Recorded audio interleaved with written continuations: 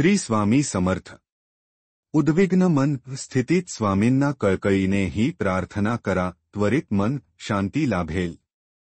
चांगले दिवस दाखवण्याआधी स्वामी परीक्षा घेतात. त्या संकट काळात डगमगता ही प्रार्थना करावी, स्वामी नक्कीच बळ देतील. सगळे दिवस सारखे नसतात. सुख दुःखाचा ससेमिरा सुरूच राहतो. आनंदाचे दिवस निघून जातात, पण दुःखाच्या क्षणी देवाची आठवण होते. सुख मलाच का दिलेस हे आपण देवाला विचारत नाही, मात्र माझ्याच वाट्याला दुःख का दिलेस असा देवाला जाब विचारतो. देव मदत करत नाही म्हणून त्यालाच बोल लावतो. त्याऐवजी आहे ती स्थिती स्वीकारून संकटाला सामोरे जाण्याची ताकद देवाकडे मागायची. स्वामी सांगतात, भिवू नकोस, मी तुझ्या पाठीशी आहे. एवढा मोठा दिलासा असताना डगमगण्याची गरज नाही. त्याऐवजी पुढील प्रार्थना आपल्या रोजच्या उपासनेत समाविष्ट करा. केवळ शब्द नाही तर त्यामागील भाव समजून उमजून म्हणा.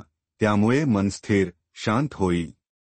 विचार थांबतील आणि पूर्णपणे समर्पण भाव जागृत होईल. अशा स्थितीत स्वामींना विनंती करा. सद्गुरु नाथा हात जोडितो, अंत नको पाहू. उकलुनी मनीचे हितगुज सारे वद कवणा दावू.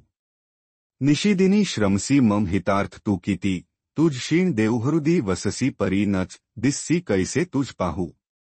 उत्तीर्ण नव्हे तुझ उपकारा जरी. तनु तुझ वाहू बोधुनी दाविसी. इहपर नश्वर मणी उठला बाऊ. कोण कुठील मी कवण कार्यमम. जिणी कैसा राहू करी मज. ऐसा निर्भय निश्चल सम सकला पाहू. अजाण हतबल भ्रमित मनीची.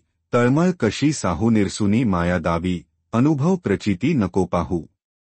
स्वामी कृपा प्राप्त होण्यासाठी आपण आपली योग्यता वाढवली पाहिजे. गरिबाला मदत करणे, मोठ्यांचा मान राखणे, सेवा करणे, लहानग्यांना समजून घेणे, रागावर नियंत्रण ठेवणे, सर्वांशी मैत्रीपूर्ण संबंध निर्माण करणे, मुख्य म्हणजे माणुसकी जपणे. या गोष्टी जे लोक करतात ते स्वामींच्या कृपेस पात्र होतात. जो आवडतो सर्वांना तोची आवडे देवाला हे गुपित कायम लक्षात ठेवा.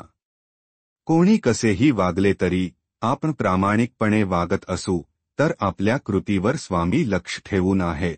आपले कार्य त्यांना समर्पित करून देवकार्य करणे हेच अपेक्षित आहे. जोही सूत्री सांभाळतो भगवंत त्याचे रक्षण करतो. त्यामुळे संकटकाळात उदास न होता मनोभावे स्वामींना या प्रार्थनेतून आर्तसाद घाला. स्वामी निश्चित मदत करतील. श्री स्वामी समर्थ.